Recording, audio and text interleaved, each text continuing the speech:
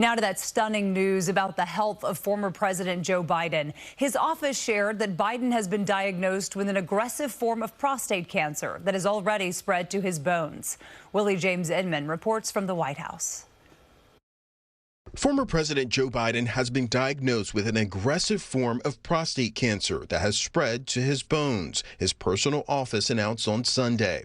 The diagnosis was made on Friday after the former president reported increased urinary symptoms, which led doctors to find a nodule on his prostate. And a Gleason 9, which is what the president has, is a very aggressive form of the cancer, which is manifest by the fact that his has already spread to his bones, so it's bone metastatic or stage 4 Gleason 9 prostate cancer. The 82-year-old left office in January after serving as the nation's oldest serving president.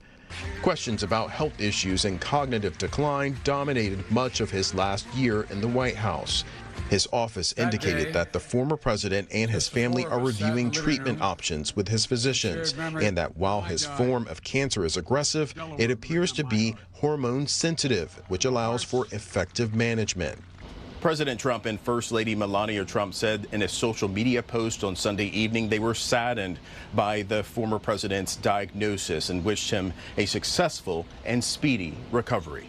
Former President Biden had been passionate in recent years about seeking out a cure for cancer, traveling to the Vatican in 2016 for a global conference on cancer, and urging foreign governments and pharmaceutical companies to join the U.S. in sharing resources to speed up the development of new cancer treatments.